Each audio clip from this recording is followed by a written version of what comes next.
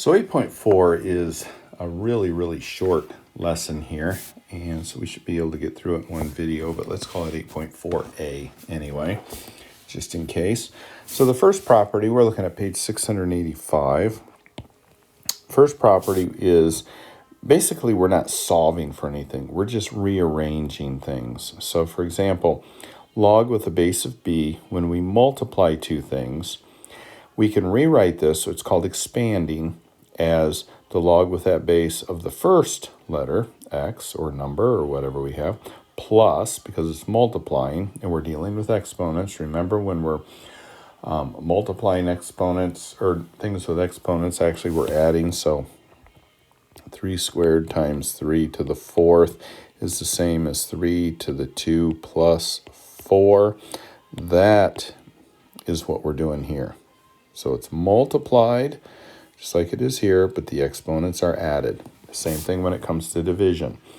When you divide, it's the same as subtracting. When you have, let's make this a little bigger, that's kind of hard to see.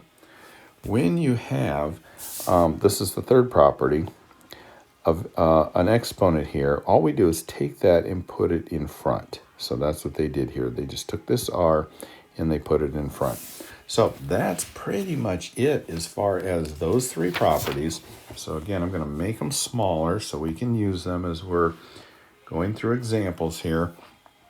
But it's just practicing manipulating things. And because I'm left-handed, I'm going to put this over here and go from there. It's kind of hard to write on an iPad when you're left-handed because you write upside down and everything goes wonky. But anyway, let's do example 1. That gives me the log of 5, or base 5. And we have 3x, y over z. Okay, the key thing here is it does not matter what base this is. In fact, later on, we will get to base 10 and we'll pretty much stick with base 10. And we won't have all these other numbers down here. We will just assume that it's always a 10. But for right now, we're just kind of playing around. So I'm going to make this 5 a little bit more legible.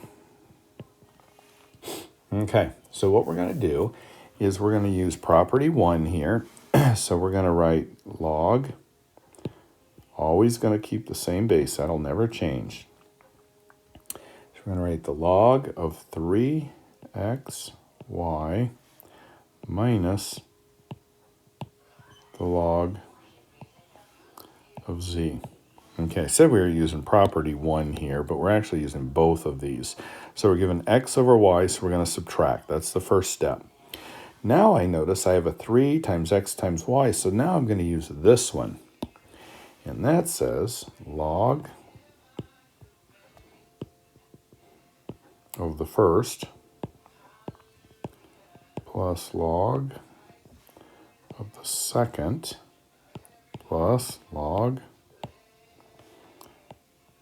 of the third, and then we've got minus log, sorry, I'm going to write over the top of this, 5 of z. So I end up with quite a bit of expansion there, but that's what that looks like. So let's just do a couple more practices, and you'll find out they don't really get too terribly hard. There are some tricks here, but they aren't too bad. So if I have log with a base of 2, x to the 4th, over square root of y times z cubed. Okay, that looks really complicated, doesn't it? All right, first off, let's make that square root of y. Let's change that to a y to the 1/2, just because it gets rid of that whole square root thing. So we're going to make that a y to the 1/2 instead. Okay, now let's keep cruising along. So first of all, because it's division, we're going to do the division first.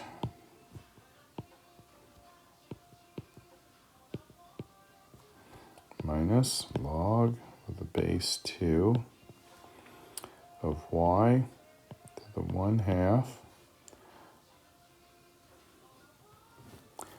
times z cubed. Okay. Okay, let's put that in parentheses. Now we're going to deal with this one. So we do the division first, and then we do things that are multiplied. So then that gives us log 2x. I know this is really long and boring. Y to the 1/2 plus log 2z to the 3. Okay, now one of the things that we notice here is that this second part needs to be in parentheses, okay? Because we did this whole thing, well, because there's a minus sign here. This is minus this entire log, so this has to be minus this entire thing here, even when we split them up. So therefore, when we take the parentheses off, this is a minus this, and then this sign changes to a negative, because this times this gives me a negative. So that's an important part of that, is that when we take the parentheses off, we also have to distribute that -1 to all the signs in the parentheses. So now we can take the parentheses off, and as you noticed, this log right here stays negative. It -1 times whatever is in this parenthesis, which was a positive log, so that became negative. And this was a positive, so this distributed to here gives me a negative. Okay, so I'm almost done, except I have two exponents. From property 3, it says that those two exponents, this one goes in front of this one, so then that goes away, and this one goes in front of there, and then that goes away. And that ends up being our final answer. And, oh, sorry, except this one. This 4 also goes in front of there. So, no exponents when you expand. Always take the exponent and put it in front of the log, and then you'll be good. All right, let's do 2 more, and then we'll be done.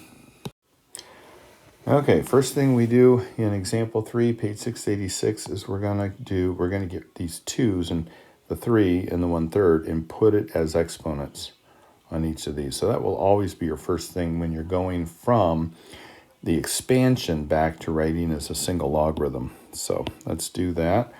So we're going to put the 2 up here, the 3 up here, and the 1/3 there. That makes it easier than just having to rewrite the whole stinking thing over and over and over. I just erase that one, and that one. Okay, so that wasn't too bad. So the next step that we're going to do, once we get the exponents that way, is we're going to put our multiplication together, or our addition together, as log 10a squared b cubed. Okay, we multiplied those together. We're going to leave our minus alone. So see what I'm doing here? I am going backwards. I'm starting with when I go from one that's expanded, I want to make it into one logarithm. I start with property 3, and then I go to property 1, and then property 2. So 3, 1, 2. When I went the other way, when I had the 1 logarithm and I was expanding, I went 2, 1, 3. I know, it's like, why didn't they write these in the order so you just do 1, 2, 3 or 3, 2, 1? But they didn't. All right, so we did this addition here. Now we're going to do this minus sign. So all we're going to do is take this whole thing and put it under this here. So let's do that. So we just make a line here, not under the whole thing, not under the logarithm, just under the numbers there.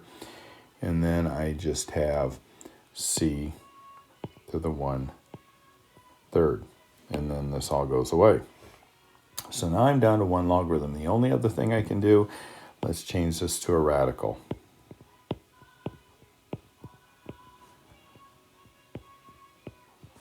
And then I've got, whoops, I've got my log of 10, and that equal sign should not be there.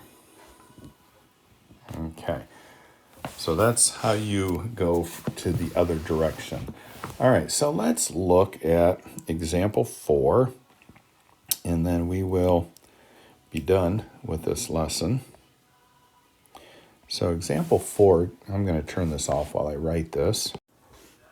So one of the things you'll notice in this equation is that there is an equal sign.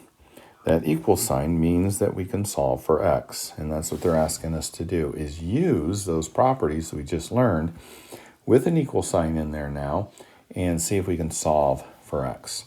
So what we're going to do is we are going to bring these two together because this plus sign is here. That means this here and this here can be written as one logarithm and multiplied. So we have x plus 2 times x equals 3. Okay, nothing really scary there. Now let's write this in exponential form. Exponential form says we take the base in the exponent and set it equal to everything else.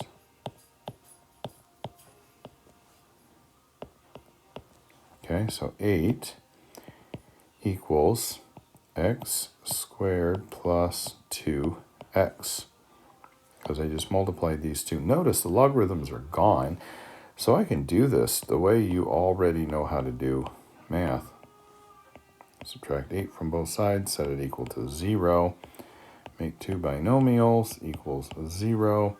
So we have an x and an x. And I have a 4 and a minus 2. So x equals -4 and x equals 2. And one of the things that's really important here is you do have to check your answers. You can't just assume that because you got -4 and 2 that's right, because we're dealing with exponents. One of the realities here is when you have an equation written this way with a base of whatever and x. In a previous section, we learned that this x cannot be a negative number. So, if we were to take this -4 and plug it into their original equation here, so let's go ahead and erase some of this junk so that we can show what that looks like. So we have log of 2, and -4 plus 2 is -2, plus log 2, and this x, that's -4, equals 3. So this contains logarithms of negative numbers. Cannot do that. Okay? 2 cubed does not equal -4 right here. Okay? 2 to the x is not going to be able to give me a -2 here. It's not possible for an exponent up here to multiply this 2 times a number and get a negative number as your answer. So that means the -4 doesn't work and only the 2 works. So be careful when you're doing 43 through 63 in the homework that you do some checking when you get 2 answers, just to make sure that both of those answers actually work. Okay, that's it for 8.4.